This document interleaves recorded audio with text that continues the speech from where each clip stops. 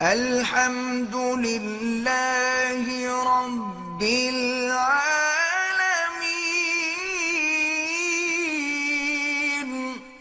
اسی طرح ایک دفعہ حضرت عبداللہ بن مسعود رضی اللہ تعالیٰ عنہ حضرت ابی الدرداء رضی اللہ تعالیٰ عنہ کے گھر میں گئے تو دیکھا کہ ان کی بیوی جو ہے نا وہ اجڑی پجڑی اور میلے کپڑے اور نہ کوئی تیل نہ کنگھی نہ کوئی اچھے کپڑے، تو بڑے پریشان ہوئے۔ انہوں نے کہا میری بہن کیا بات ہے، کیوں ایسے اس حال میں رہ رہی ہو؟ اس نے کہا کہ عبداللہ میں کیا کروں، تمہارے بھائی کو تو عورتوں کی رغبت ہی نہیں ہے، اس کو تو عورت سے ملنے سے بیوی سے ملنے سے کوئی خواہش ہی نہیں ہے، تو میں کس کے لیے بنوں سمجھو، لوگوں کے لیے؟ جب میرے خامد کو میری غرض ہی نہیں ہے تو میں کس کے لیے سنگار کروں اور کپڑے پہنوں اور تیاری کروں؟ بس زندگی ہے، میں کھانا پکا دیتی ہوں، ان کا کام کر دیتی ہوں، باقی وہ تو دن میں روزے میں ہوتے ہیں، رات کو مصلے پہ ہوتے ہیں۔ حضرت عبداللہ بن مسعود نے بلایا ابی الدرداء کو، فرمایا یہ کیا تمہاری شکایت میں نے آج سنی ہے؟ انہوں نے کہا کیا شکایت؟ انہوں نے کہا یہ، انہوں نے کہا کیوں، کیا؟ انہوں نے کہا بالکل تم قرآن و سنت کی مخالفت کر رہے ہیں، تمہاری شان اللہ کے نبی سے زیادہ بڑھ گئی ہے، یہ کیا ہے؟ یہ کوئی اسلام نہیں ہے۔ ایک طرف تو آدمی بڑا پکا مومن ہو اور بیوی کا حق ادا نہ کرے، بچوں کا حق ادا نہ کرے، بھائیوں کا حق ادا نہ کرے، بہنوں کا حق ادا نہ کرے، یہ کیا ایمان ہے؟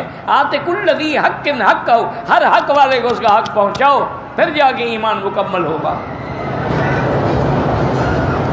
تو انہوں نے کہا اچھا تو پھر یہ بھی قرآن میں ہے کہ عورت کے لیے کتنا حق ہے؟ انہوں نے فرمایا ابھی ابی الدرداء تم صحابی ہو حضور کے، تم نے قرآن نہیں پڑھا ہے؟ ایک آدمی کو کتنی بیویاں کرنے کی اجازت ہے؟ انہوں نے کہا 4۔ انہوں نے کہا اس کا معنی یہی ہوا نا کہ ہر 3 راتوں کے بعد عورت کی باری آئے گی، لہذا 3 راتیں تم نفلی پڑھو اور 1 رات بیوی کا حق ادا کرو۔ ان کو مسئلہ سمجھ آ گیا، آگے سمجھانے والا بھی تو عبداللہ بن مسعود تھا، انہوں نے قرآن سے استدلال کیا۔ تو اس لیے ہمیشہ یاد رکھیں، ایک دفعہ حضرت سیدنا امیر المومنین عمر بن الخطاب کی خدمت میں ایک عورت نے آ کے درخواست دی کہ ان زوجی رجل یصوم النہار و یقوم اللیل، کہ میرا خامن دن میں روزے رکھتا ہے، رات کو تہجد میں رہتا ہے۔ تو آپ نے فرمایا نعم الرجل، مبارک ہو تمہیں، تمہارا خامن تو بہت اچھا ہے۔ پھر وہ بیچاری ہٹ گئی۔ حضرت علی ساتھ بیٹھے تھے، نے فرمایا عمر تم نے اس کا مسئلہ ہی نہیں سمجھا، وہ شکایت کرنے آئی تھی، تم نے اس کو ڈانٹ دیا ہے۔ انہوں نے کہا نہیں، وہ تو تعریف کر رہی تھی خاوند کی۔ انہوں نے کہا تعریف نہیں کر رہی تھی، وہ کہہ رہی تھی کہ خاوند صاحب صوفی بن گئے ہیں تو میں کدھر جاؤں؟ وہ تو کبھی چلے پہ ہیں، کبھی ذکر میں ہیں، کبھی اذکار میں ہیں، کبھی کچھ ہیں، کبھی عبادات میں ہیں، تو میرے حق کون ادا کرے گا؟ میں بھی تو انسان نا، مجھے بھی تو خواہش ہوتی ہے نا۔ تو آپ نے فرمایا اچھا ٹھیک ہے، تم نے اس کا مسئلہ سمجھا ہے، اس کے خامن کو بلا کے اس کو نصیحت کی۔ تو ان نے اس کے خامن کو یہی نصیحت کی کہ 3 دن تمہیں حق ہے کہ عبادت کرو، لیکن 4تھی رات جو ہے تم اپنی بیوی کا حق ادا کرو ہر حال۔ اگر 1 بیوی، اگر 4 بیویاں، ہر رات سب کا نوبہ ہوگا، عدل ہوگا۔ تو اس لیے اسلام کا معنی یہ نہیں ہے کہ آدمی شادی نہ کرے، یا اچھی غذا نہ کھائے، یا اچھا کھانا نہ کھائے، یا اچھے کپڑے نہ پہنے۔ اللہ نے خود ہمیں قرآن میں حکم دیا ہے کلوا مما رزقناکم من الطیبات، جو ہم نے آپ کو پاکیزہ چیزیں دی ہیں ان کو کھاؤ۔ اما بنعمت ربک فحدث، جو ہم نے آپ کو نعمتیں دی ہیں تمہارے بدن پر بھی نظر آنی چاہیے، اچھا کپڑا پہنو۔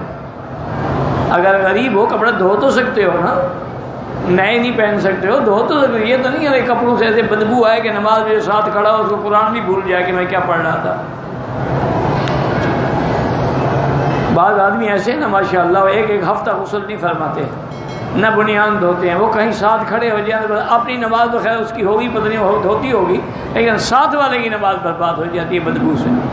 اسی لیے حضور نے حکم دیا کہ بسل کھاؤ تو مسجد میں مت آؤ، لوگوں کی نمازیں خراب نہ کرو۔ اسی لیے حضور کو خوشبو مبارک جو تھی وہ بڑی پسند تھی کہ خوشبو لگاؤ۔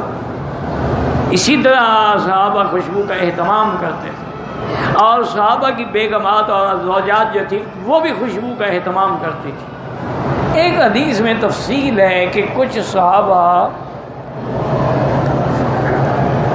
رضوان اللہ علیہم اجمعین اکٹھے ہوئے ہیں، انہوں نے آپس میں بیٹھ کے غور کیا اور کہنے لگے بھائی پہلے لوگ جو گزرے ہیں ان کی عمر 1000 سال ہے، 500 سال ہے، 400 سال ہے، 3، تو ہماری عمر تو 60-70 سال ہے، ہم ان کا مقابلہ عبادت میں کیسے کر سکتے ہیں؟ اس لیے ایک نے کہا اچھا بھی بات سنو، تم میرے گواہ بن جاؤ، میں آج کے بعد یہ قسم کھاتا ہوں کہ میں کبھی بھی دن کو کھانا نہیں کھاؤں گا، ہمیشہ روزہ رکھوں گا۔ دوسرے نے کہا کہ میں کبھی بھی شادی نہیں کروں گا، اور تیسرے نے کہا کہ میں رات کو کبھی بھی نہیں سوؤں گا، ساری رات تہجد پڑھوں گا۔ حضور پاک کو جب پتہ لگا تو حضور نے بلایا، فرمایا کیا قسمیں کھائی ہے؟ ہم نے کہا جی ہمیں عجیب بات ہے، ایکم مسئلہ کون ہے جو میرا مقابلہ کر سکتا ہے؟ میں کھاتا بھی ہوں، پیتا بھی ہوں، سوتا بھی ہوں، اٹھتا بھی ہوں، گوشت بھی پسند کرتا ہوں، بیویوں کا حقوق بھی ادا کرتا ہوں، تو تم میری سنت چھوڑ کے پھر کیسے میری جماعت میں رہ سکتے ہو؟ اس لیے اسلام نے رہبانیت پہ پابندی